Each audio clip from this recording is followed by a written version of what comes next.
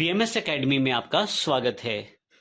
पिछले सेशन में हमने इंक्रीमेंट और डिक्रीमेंट ऑपरेटर्स की जानकारी ली, जिसमें हमने देखा किस प्रकार से आप इंक्रीमेंट कर सकते हैं या डिक्रीमेंट कर सकते हैं किसी पर्टिकुलर वेरिएबल में, और उसके साथ जुड़े हुए इफेक्ट के बारे में जानकारी ली। इस सेशन में हम बात करने वाले हैं अगले ऑपरेटर जो कि लॉजिकल ऑपरेटर है, जिसमें हम जानकारी लेंगे लॉजिकल ऑपरेटर कौन कौन से हैं और किस प्रकार से उन्हें प्रयोग किया जाता है। तो आइए शुरू करते हैं।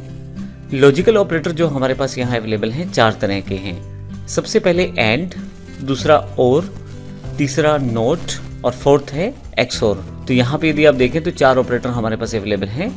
सबसे पहले एंड की बात करते हैं।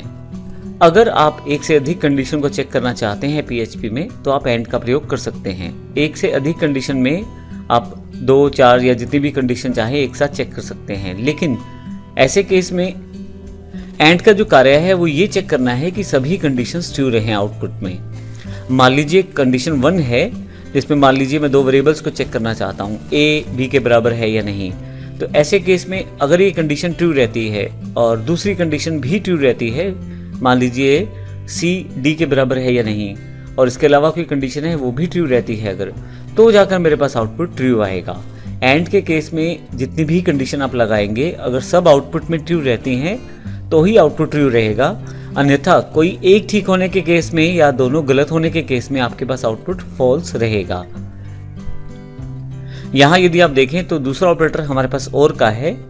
और में कोई भी एक कंडीशन या दोनों कंडीशन अगर ट्रू हो जाती हैं तो आउटपुट आपका ट्रू रहता है। तो आइए देखते हैं इसको भी हम। और के केस में हमारे पास पहली कंडीशन या दूसरी कंडीशन में कोई भी ट्रू होने पे आउटपुट हमारे पास ट्रू आ जाता है। जैसे पहले वाले आउटपुट में तो दोनों फॉल्स है तो इसलिए आउटपुट फॉल्स है, लेकिन अगले केस में सेकंड लाइन में पहला आउटपुट ट्रू है, दूसरा फॉल्स है, तो आउटपुट यहाँ पे ट्रू है। तीसरे वाले केस में फॉल्स है और यहाँ दूसरा वाला आउटपुट ट्रू है, तो आउटपुट ट्रू है। और लास्ट वाले में दोनों ट्रू है, इस करके दोनों ट्रू आउटपुट में भी ट्रू रहेगा। तो और का अर्थ यह है कि दोनों में से कोई भी एक कंडीशन या दोनों कंडीशन ट्रू होने की स्थिति में आपके पास आउटपुट जो है ट्रू आ जाएगा। जबकि एंड में था कि दोनों आउटपुट ट्रू रहेंगे तो ही आउटपुट ट्रू आएगा, अदरवाइज आउटपुट फॉल्स आएगा। नेक्स्ट हमारे पास नोट का है। नोट आपका एक कॉम्प्लीमेंट आउटपुट देता है। अगर आपके पास रिवर्स आउटपुट चाहिए तो फिर आप ले सकते हैं, नोट का प्रयोग कर सकते हैं। एक्सओर एक इंपॉर्टेंट ऑपरेटर है लॉजिकल। ये उस स्थिति में ट्रू रहता है जब दोनों में से कोई एक कंडीशन ट्रू हो परंतु दोनों कंडीशन ट्रू ना हो। इसका अर्थ ये हुआ कि अगर आप कंडीशंस काफी सारी लगाते हैं तो उनमें से कोई एक ट्रू होनी चाहिए, और अगर सारी फॉल्स हो जाती हैं या सारी ट्रू हो जाती हैं तो उस केस में आउटपुट आपका फॉल्स आ जाएगा। आइए देखते हैं चार्ट के द्वारा। यहाँ हमारे पास 2 कंडीशन का एग्जाम्पल है। अगर दोनों फॉल्स रहें तो भी आउटपुट फॉल्स है आपके पास, और अगर लास्ट लाइन देखें दोनों ट्रू रहे तो भी आउटपुट फॉल्स है। एक्सओर की कंडीशन में कोई एक कंडीशन ट्रू होती है, जैसे दूसरी लाइन में पहली कंडीशन ट्रू है और दूसरी फॉल्स है तो इस कारण ट्रू है, और तीसरी लाइन में पहली फॉल्स है लेकिन दूसरी ट्रू है, इस कारण से आउटपुट ट्रू है। तो ध्यान रखिएगा दोनों में से कोई एक कंडीशन ट्रू होनी चाहिए, सभी कंडीशंस ट्रू नहीं हो सकती इसमें। आइए इसको प्रैक्टिकल एग्जाम्पल में लॉजिकल एग्जाम्पल के साथ देखते हैं .php के साथ। यहाँ पे मैंने पहले से ही प्रोग्राम को ओपन किया हुआ है। लेफ्ट साइड पे आप आउटपुट देख सकते हैं logical.php की, और राइट हैंड साइड पे logical.php का कोड दिया हुआ है। तो ये राइट हैंड साइड से शुरू करते हैं। सबसे पहले मैंने 4 वेरिएबल लिए हैं और चारों में 10 स्टोर कर दिया है। उसके पश्चात एक इको स्टेटमेंट के द्वारा यहाँ शो किया है कि एग्जैक्टली मेरी वैल्यूज़ क्या है मेरे वेरिएबल्स में। उसके पश्चात मैं एंड ऑपरेटर का प्रयोग करता हूँ और एक मैसेज डिस्प्ले करवा देता हूँ यहाँ पे, ताकि मुझे पता लग जाए कि जो आउटपुट आने वाला है वो एंड का है या किसी और ऑपरेटर का है। तो अभी एंड का है तो एंड का यहाँ पे जो आउटपुट में इको द्वारा मैसेज अवेलेबल है। अब वैडडम्प, जैसे मैंने पिछले सेशन में बताया था, एक फंक्शन है जो आपको ट्रू और फॉल्स में आउटपुट देने वाला है। अभी तक के लिए वैडडम्प यही हमारे लिए काम करने वाला है। तो वैडडम्प से इंपॉर्टेंट है अंदर की लाइनें। तो आइए देखते हैं हमने ये क्या सेटअप किया है। अगर आप देखें तो यहाँ पे एक से अधिक कंडीशन के लिए मैंने राउंडेड ब्रैकेट्स को प्रयोग किया है। तो आप पहली कंडीशन को एक अलग राउंडेड ब्रैकेट में बाइंड करते हैं, जबकि दूसरी कंडीशन को अलग राउंडेड ब्रैकेट में बाइंड करते हैं, और बीच में रहता है एंड का निशान। अगर आपको लगता है कि इससे अधिक कंडीशन लगानी है तो इसके पश्चात भी आप एंड का निशान लगाकर यहाँ पे उस कंडीशन को स्पेसिफाई कर सकते हैं। जबकि मेरे पास अभी और कोई कंडीशन नहीं है तो अभी इन दोनों कंडीशंस पे भी हम आउटपुट देखने वाले हैं। तो जैसा कि हमने जानकारी ली थी, एंड आपको ट्रू आउटपुट देता है। अगर दोनों केसेस में पहली कंडीशन या दूसरी कंडीशन में दोनों में आउटपुट ट्रू रहे तो आपके पास आउटपुट ट्रू आता है। यहाँ पे आउटपुट ट्रू है क्योंकि ये दोनों कंडीशंस ट्रू हैं। ए में भी 10 है, बी में 10 है, तो पहली कंडीशन इक्वल है, और सी में भी 10 है, डी में भी 10 है, तो दूसरी कंडीशन भी इक्वल है। और दोनों केसेस ट्रू होने के कारण जो आउटपुट है वो भी आपके पास यहाँ पे ट्रू है।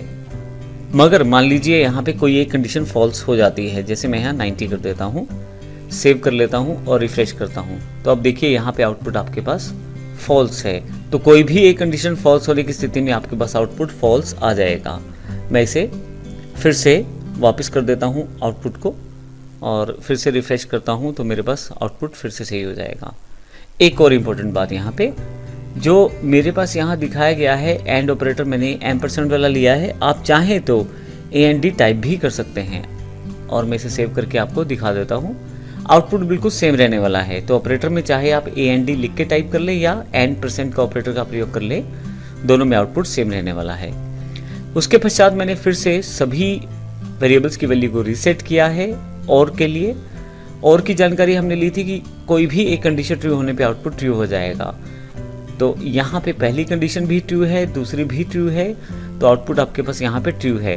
अब मान लीजिए यहाँ मैं सी में फिर से 90 कर देता हूँ और इसे सेव कर लेता हूँ, रिफ्रेश करता हूँ यहाँ से, फिर भी ट्रू है क्योंकि पहली कंडीशन ट्रू है, दूसरी फॉल्स है लेकिन पहली ट्रू है। तो ध्यान रखिएगा, दोनों में से कोई भी एक कंडीशन ट्रू रहने पर आउटपुट आपके पास ट्रू आ जाएगा। मैंने फिर से सेव कर दिया है इसे। नेक्स्ट मेरे पास नॉट ऑपरेटर है। इसके लिए मैंने दो वेरिएबल लिए हैं, ए और बी, और वेरिएबल टर्म में मैंने इन दोनों की इक्वालिटी चेक की है। लेकिन अगर इसके साथ मैं बाहर की तरफ नोट लगा दूं तो इसका अर्थ ये रहेगा कि अगर ए बी बराबर हुए तो आउटपुट फॉल्स आना चाहिए। अब फॉल्स, वैसे तो ए बी बराबर आने पे आउटपुट ट्रू आ रहा था, तो फॉल्स क्यों आना चाहिए? क्योंकि हमने नोट ऑपरेटर का प्रयोग किया है इस आउटपुट से पहले। तो नोट ऑपरेटर ये जानकारी देता है जो आउटपुट आई है उसका रिवर्स आउटपुट दिखाया जाए। तो ए और बी जो हैं वो ट्रू आउटपुट देते हैं, तो नोट लगाने की वजह से आपके पास यहाँ फॉल्स हो जाएगा। तो इक्वल ऑपरेटर के बिल्कुल रिवर्स केस है। अगर ए बी बराबर होते हैं तो आउटपुट फॉल्स आएगी क्योंकि हमने नोट ऑपरेटर का प्रयोग किया है।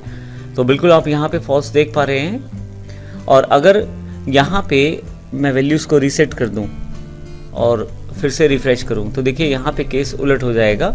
अगर इन दोनों की वैल्यू सेम नहीं है तो आउटपुट फॉल्स आना चाहिए, लेकिन नोट ऑपरेटर की वजह से यहाँ पे आउटपुट फॉल्स को ट्रू कर दिया जाता है, तो इस कारण से यहाँ पे ट्रू आउटपुट रहती है।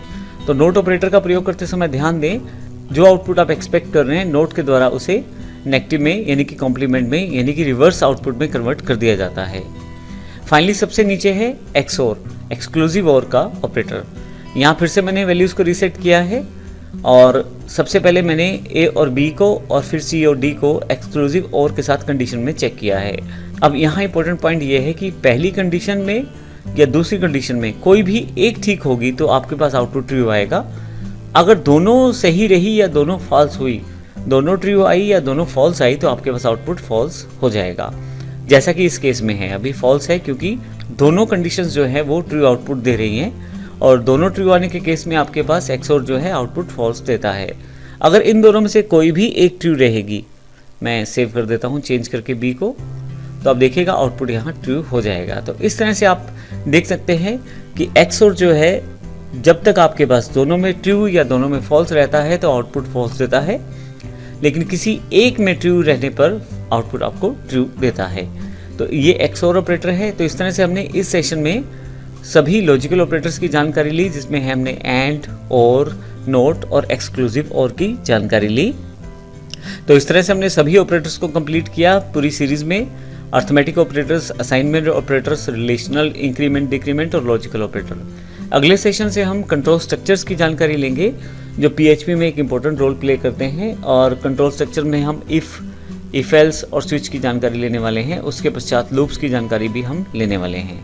धन्यवाद।